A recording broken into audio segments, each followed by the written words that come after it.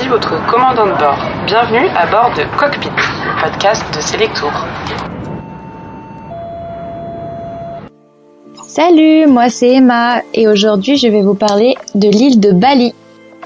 Bonjour à toutes et à tous, je suis Clémence et je suis ravie de vous accueillir dans ce cockpit en toute intimité pour parler voyage à travers le monde.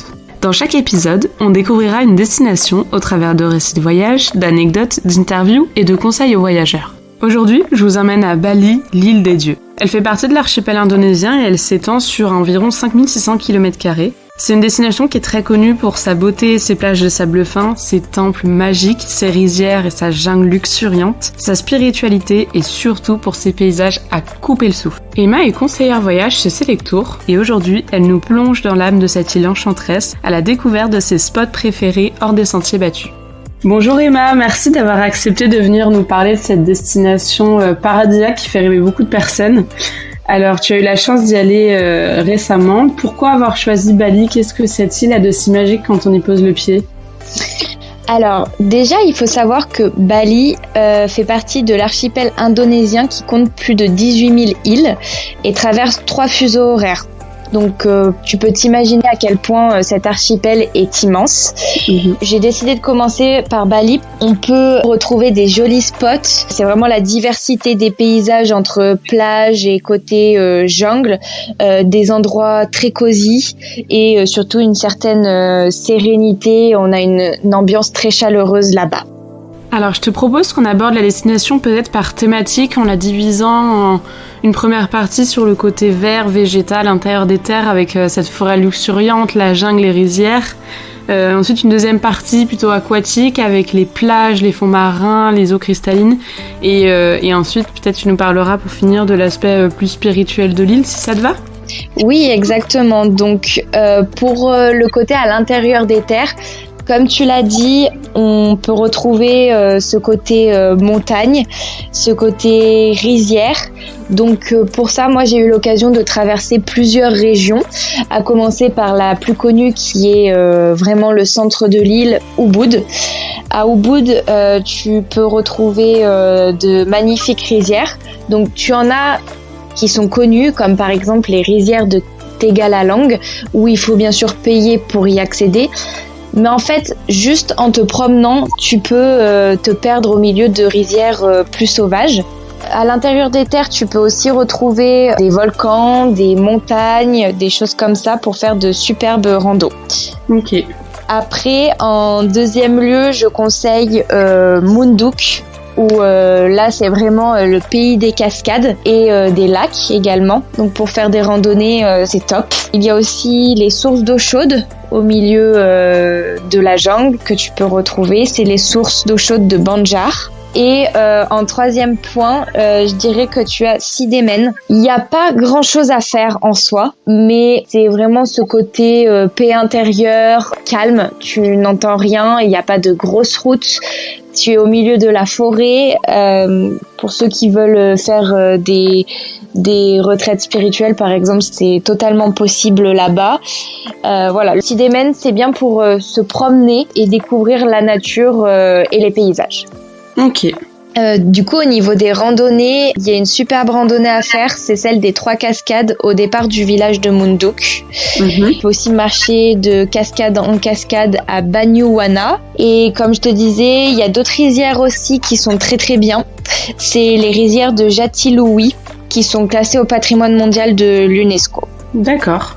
Eh bien écoute, merci pour ce beau tour d'impression de tout l'aspect vert de Bali. Et alors le deuxième angle évidemment très connu pour lequel on y voyage beaucoup, c'est le bleu, ses plages, ses eaux, ses fonds marins, ses activités nautiques. Est-ce que c'est aussi magique qu'on s'imagine ?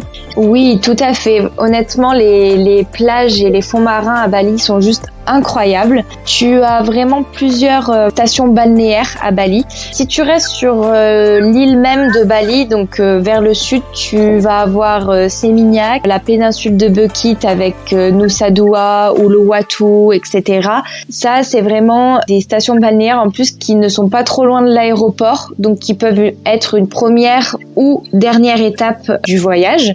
C'est aussi le spot parfait pour surfer. Les Australiens vraiment sont friands de tous ces spots pour venir faire du surf. Après, ça ne se résume pas qu'à ça. Tu peux avoir Jimbaran, tu peux avoir Sanur. Et dans le nord de Bali, tu peux avoir aussi Amed, qui est vraiment un spot très réputé pour la plongée. Et Lovina pour nager avec les dauphins, par exemple. Tout ce qui est le côté bleu, snorkeling, plongée, balnéaire, à Bali, ça ne s'arrête pas qu'à l'île de Bali.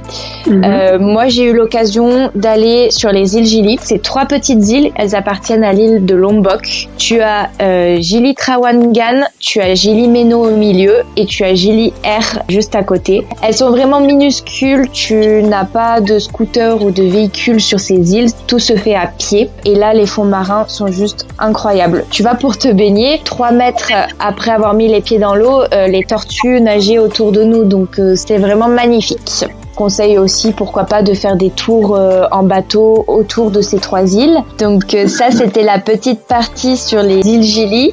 Et je mets l'accent aussi sur une autre île, c'est Nusa Penida. Pour le coup, elle appartient, elle, à Bali et elle est beaucoup plus grande. Et là, tu retrouves vraiment des panoramas incroyables. Alors, les plages sont peut-être moins belles parce que c'est plus, si tu veux, des falaises qui tombent dans la mer. Mais par contre, si tu veux nager avec les Raimanta, c'est la destination à ne pas manquer. Oh là là, ça doit être incroyable. Oui, ça fait rêver. Et alors, il y a un troisième et dernier aspect de l'île qui est assez connu aussi, c'est l'aspect très spirituel et religieux. Beaucoup de personnes vont faire des retraites spirituelles ou des retraites de yoga sur l'île. Donc j'imagine qu'il y a une atmosphère, il y a quelque chose qu'on vit, qu'on ressent là-bas. Est-ce que tu as pu l'expérimenter ? Exactement. Je ne saurais même pas trouver les bons mots pour te dire cette paix intérieure qu'on retrouve à Bali. Déjà, au niveau de la religion, ce qu'il faut savoir, c'est que l'Indonésie reconnaît plusieurs religions, mais les musulmans sont largement majoritaires. Et en fait, ce qui est étonnant, c'est qu'à Bali, la majorité de la population est hindouiste. Donc, tu vas retrouver beaucoup de temples hindouistes d'une beauté tu ne peux même pas imaginer. Après, vu que les Balinais sont très très croyants et pratiquants, tu peux très bien en fait aller visiter un temple et assister du coup à une cérémonie religieuse. Ok, ça va être incroyable ça, hein. Ah oui, tu vois à quel point c'est dans leurs mœurs, que c'est important pour eux. Ok.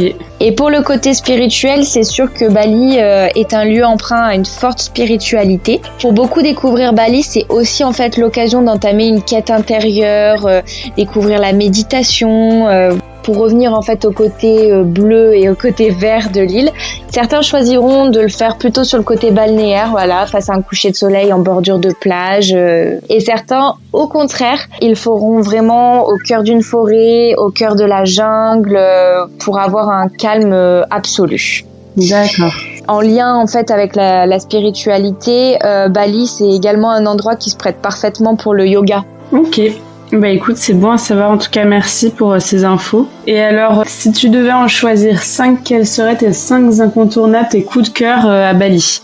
Alors, mes coups de cœur à Bali, mon top 1, c'est l'ascension du Mont Batur. Il y a plein d'excursions qui sont faites pour ça. Alors, il faut savoir que c'est très physique. Tu commences vraiment en bas pour arriver en haut 2 heures après. Tu as environ 800 mètres de dénivelé. À la fin, c'est carrément de l'escalade. Donc après, pour les personnes qui abandonnent en cours de route, il y a des motos qui peuvent éventuellement te monter sur une bonne partie. Mais sinon, voilà, tu as 2 heures d'ascension pour arriver en haut. C'est sportif, mais honnêtement, ça en vaut carrément la peine. Tu arrives en haut et tu vois le lever du soleil sur l'horizon qui s'élève de la mer. C'est une très belle récompense après l'effort. Donc quand tu arrives en haut, en fait, tu as une vue à 360, hein, clairement, et c'était absolument incroyable à voir. Waouh. Alors c'est un très beau top 1. Et alors en deuxième position, tu dirais quoi ?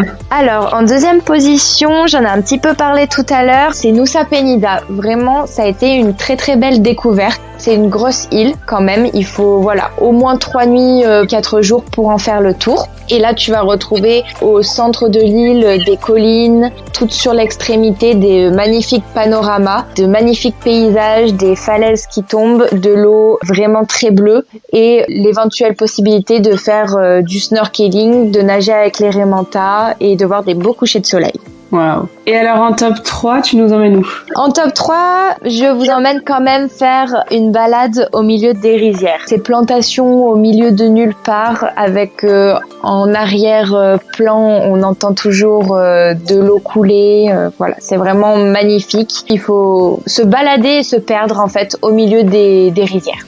En top 4, qu'est-ce que tu nous proposes? Je propose de faire le snorkeling aux îles Gili. À ce jour, c'est les plus beaux fonds marins que j'ai vus de ma vie. Bah, ça donne envie en tout cas. Et alors pour finir, le dernier que tu pourras choisir? Alors mon top 5, ça va être de vous conseiller de tester la gastronomie locale et plus particulièrement leur spécialité locale, c'est le nasi goreng. C'est un plat à base de riz, mais il est assaisonné d'une manière particulière avec un œuf qui est cassé dessus et le pisang goreng. C'est des bananes flambées. C'est vraiment très très bon. Ok, on n'y manquera pas. Et alors, est-ce que tu auras des tips et des bons plans de voyage à nous donner qui te paraissent importants à savoir avant de voyager à Bali? Il est important de faire le visa avant le départ. Maintenant, c'est un e-visa qui est totalement possible et très simple à faire avant. Ça vous évitera vraiment une file d'attente pas possible en arrivant à l'aéroport de Denpasar. Je vous conseille de voyager à Bali entre mai et octobre. C'est vraiment la meilleure saison. Commencez vraiment votre journée tôt car le soleil se couche tôt. Il se couche à peu près à 18h et si le matin vous faites des activités de bonne heure, vous aurez aussi moins de monde. Merci beaucoup pour ces petits conseils. Tu m'as vraiment donné envie de voyager dans cette belle destination. Si tu devais donner un dernier argument pour finir de convaincre ceux qui ne le seraient pas encore, quel serait-il? J'espère en tout cas vous avoir convaincu que cette destination elle est incroyable. Si vous cherchez à découvrir une nouvelle culture tout en prenant plein les yeux, vraiment cette destination elle est faite pour vous. Et je souhaitais juste quand même mettre l'accent sur les Balinais. C'est vraiment un peuple incroyable, d'une gentillesse sans nom. Ils sont purs et leur accueil est vraiment très chaleureux. Donc honnêtement, un voyage à Bali, on n'en revient pas indemne. Eh ben écoute, je vais de ce pas préparer mon prochain voyage. En tout cas, merci beaucoup Emma pour tous ces conseils et ces astuces. Je te remercie beaucoup Clémence, avec plaisir. C'était Cockpit, le podcast de Selectour. Merci beaucoup pour votre écoute, j'espère que ça vous a inspiré et fait voyager autant que nous. Et si vous souhaitez écouter d'autres aventures autour du globe, alors abonnez-vous à notre chaîne de podcast sur votre appli d'écoute préférée ou suivez-nous sur nos réseaux sociaux, Facebook, Instagram, Twitter et TikTok, @Selectour. À bientôt dans le cockpit. Ici votre commandant de bord. Nous venons bien d'atterrir à Bali et la température extérieure est de 27 degrés Celsius. Merci d'avoir choisi Cockpit pour ce voyage audio. Nous espérons vous revoir très vite.